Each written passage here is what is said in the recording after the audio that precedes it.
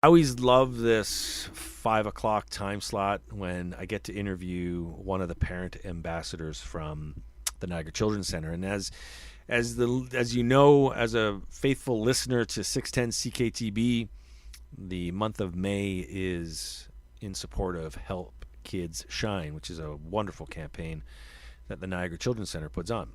And it's an opportunity to raise important funds for an organization that provides vital support to children with physical, developmental, and communicative delays.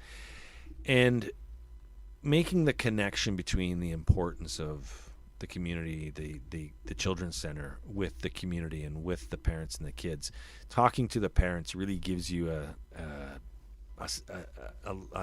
sight of line into how important it is in our organization. And joining me today is Michelle Saunders, a friend of mine, someone that I've known for a number of years now, and the mother of Everett, a beautiful young 7-year-old boy who is just got a wonderful smile. And every time I've gotten to connect with Everett, he has this great smile, and he just wants to. There's an activeness to him that is amazing. And last year, one of the highlights for my summer last year was being at Lancaster Park, and it's a local baseball park here in the St. Catharines community.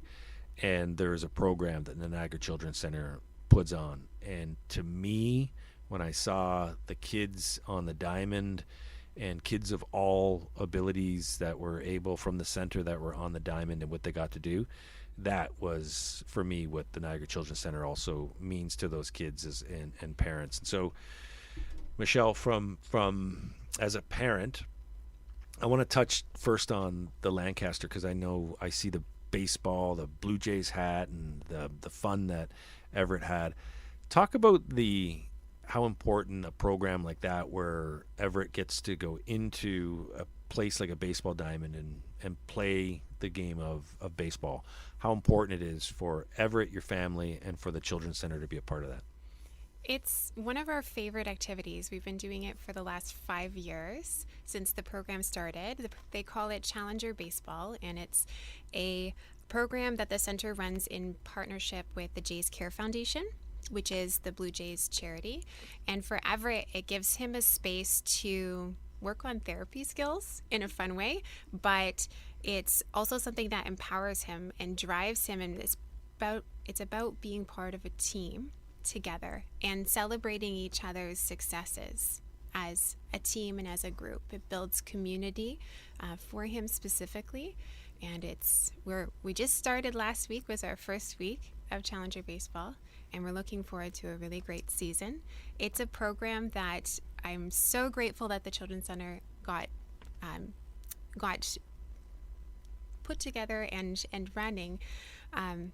It really is something special, and you see the look on Everett's face, you see the looks on everybody's faces, even the volunteers and the parents, and their kids are doing something that they never thought you would be a part of, and you got to be a part of it, and that is incredibly valuable. That's what I love about the center, is that they create these opportunities. And there's the Halloween event, there's the superhero run, which is a fundraiser. They have the hockey, the Volt hockey. The Volt hockey, and right, they have the Volt hockey. Because that's that was the missing piece, and that was a missing piece in terms of the journey for the children going through the Niagara Children's Center, is bringing them back into the public space, like a Lancaster Park, where I grew up playing baseball, and it was something that was where my parents took me. And having that opportunity for Everett and Everett's friends to be out there. And I remember, I think the Blue Jays Foundation helped coordinate some of that, where they were providing some of the stuff that you would see for the kids. And it's for the kids, and seeing the smiles on their faces as the ball gets hit, they throw, they travel around the bases. It's amazing. And it's what that space should be about, is about inclusivity. Your journey to the Niagara Children's Center, what was it like finding your way to the center, in terms of, you had with Everett, and looking to see where the resources were, how important was it that the Children's Center was there for you?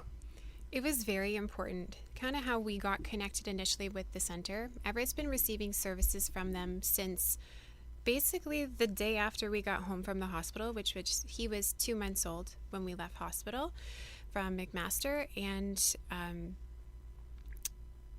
when we had left, we were discharged from McMaster Children's Hospital, we were just told somebody would be in contact with us. It was just kind of open-ended. And we came home with a lot of things that were not within our realm of comfort, from medical considerations to, the whole other realm of physical mobility and development.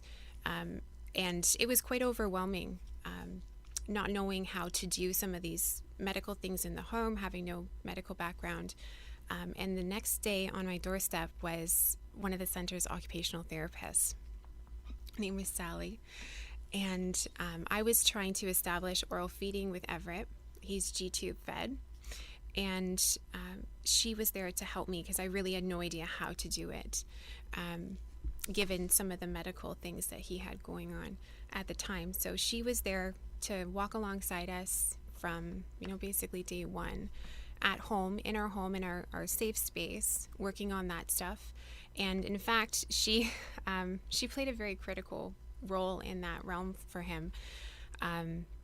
We had been trying to do bottle feeding for some time, and he was rejecting, and she said, you know what, you should have a swallow study done at McMaster. There's a reason why he's not wanting to follow through with that. And she got that coordinated for me, and she met us there and did a swallow study with us. And it turned out that he was a silent aspirator, so he was quite uncomfortable. So, but if she hadn't have done that, what that means, I talk like other people know what medically what that means if you silently aspirate. But if you silently aspirate on something, it goes right into your lungs, and you can get aspiration pneumonia, and you can be very, very sick. It can be very serious. But she had her eyes on what was happening, and she stopped that from happening, because had nobody told me, I would have kept doing what I was doing. And that's the staff service piece that goes above and beyond, and where you have someone who is trained to see, as you said, they are trained to see all different pieces of what's happening in a certain situation, whereas the parent is looking at something singularly, and it's new. It was a 2-month-old. It's not like you had gone through anything like this previously. In terms of your journey together with the Children's Center, you often talk about milestones and how there's milestones for Everett, and just touch on what it's like to hit those milestones and be a part of a community where Everett has friends there and you have met friends there, and what's that network like? Mm-hmm. And milestones, yeah, that's the one thing that over the years, we've been in connection with the center for 7 years, that I learned along the way from Everett's therapy team was that, they really taught me how milestones, yes, they are important, but they're also not important. And that was something that I had to learn in order to help Everett. And we celebrate successes that we have achieved through therapy, but we don't really sweat the milestones. And being in connection with other families and seeing other families at the center, everybody's in a different place, and that's what makes it so beautiful. And that it doesn't matter if your child isn't walking at the right time. Everybody's in a different place, and so everybody is the same. Very well said. In terms of accessibility, I just want to touch on it because you're also involved in the city on the accessibility committee. The importance of creating accessible communities, accessible playgrounds and washrooms, and how has your experience now with Everett modeled now what you do with the accessibility committee? He is definitely the inspiration and source of why I initially became involved. And in fact, when I think about our journey alongside all of the help that we've received from the center, they really taught me to embrace everything. Naturally, there's a lot of emotions, and initially in the early years, and they really helped me to, I don't want to say overcome, because overcome is the wrong word, but to work through that.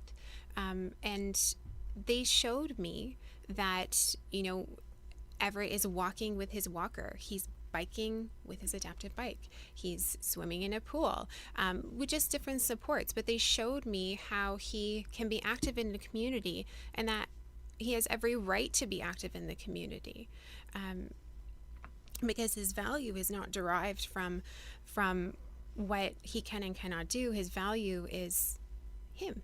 Right. And they were really, it took several years, probably about 4 years, for me to actually start pouring out what I learned back into the community when I first applied to the Accessibility Committee. And it's been great, because we lended a unique perspective from the lens of youth and child physical and developmental disability, as well as that medical complexity, which adds another layer to it, but how to make it easier to be involved in the community. Inclusive communities, and that is the goal for a lot of the communities. But I got to say, the Niagara Children's Center has been playing such a foundational role in the lives of kids, their families, but also our community, by helping to inform us as well as communities on how we can build more inclusive communities. And so they help kids shine, and that's it. Help kids shine, help them shine. And what a way to do that, by making a donation to Niagara Children's Center. Michelle, thank you very much for sharing your story with Everett, and looking forward to seeing more of your work with the city, and looking forward to learning and hearing more about Everett and what's happening with him on the ball diamond as well. So if you want to check out some of the stuff, you can check out Michelle Saunders on social media, and you can follow along and see some of the stuff that Everett's doing on the at Lancaster Park.